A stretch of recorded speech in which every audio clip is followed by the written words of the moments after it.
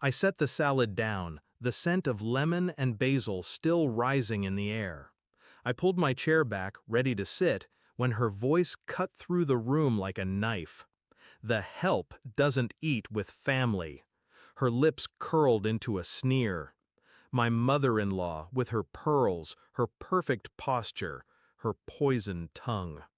The table went silent. My husband's eyes dropped to his plate. Coward. I didn't flinch. I looked her dead in the eye and said, calm and clear, "Good to know," because the help owns this resort. And in that instant, everything shifted. I had met her 5 years earlier. Back then, I was still naive enough to think acceptance came with love. When I walked into her house for the first time, she looked me over the way you look at a pair of shoes on clearance. Cheap, disposable, not worth the brand name her son carried. She smiled, but it didn't reach her eyes. "You're different," she said. Different, the word she used instead of unworthy.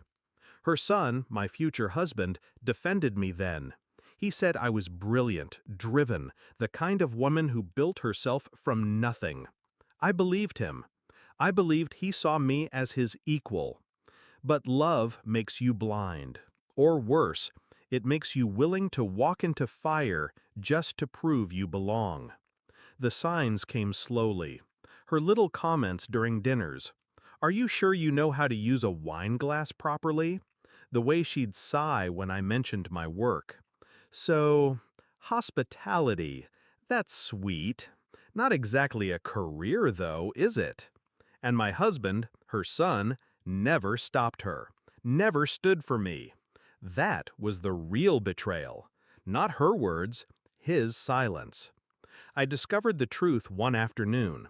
I overheard her on the phone, her voice sharp and vicious. "She's after your money, that's all. She'll never be one of us." And his response? Quiet agreement. "I know, Mother. Don't worry. It's a phase. I'll handle it." Handle me? I didn't confront him. Not then. I just filed it away, the way I file every reservation, every contract, every detail. Because I don't raise my voice when I'm wounded. I sharpen my knives in silence. The plan began that night. I stopped trying to win her approval, stopped explaining myself. Instead, I worked. Harder, smarter. The resort I had built, a crumbling seaside property I bought with every dime I owned, became my weapon. I poured myself into it, expanded it, renovated it, rebranded it. I turned it into the kind of place people whispered about in boardrooms and begged to be seen in on social media. Every deal, every contract, every signature, I handled it alone. My name, not his. My empire, not theirs. And I waited, because revenge is patient. When she insisted we host the family reunion at a proper place instead of my little inn, I volunteered this resort. She agreed only because she thought it was still owned by someone else. She thought she was stepping into her world of privilege. She didn't know she was stepping into mine. The dining hall glittered that evening.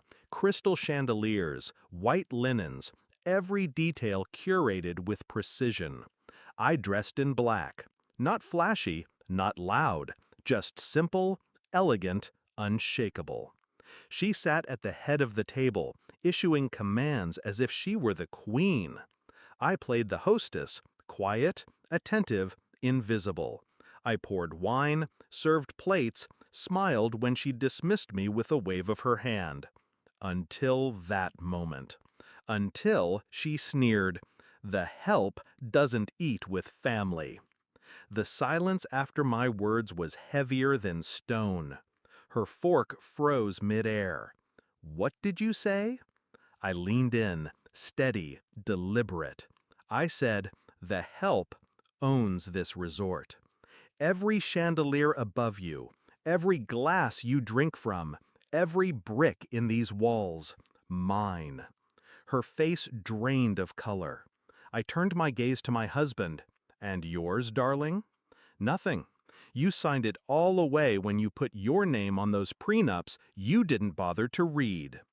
Gasps rippled around the table. My cousins-in-law, their mouths open.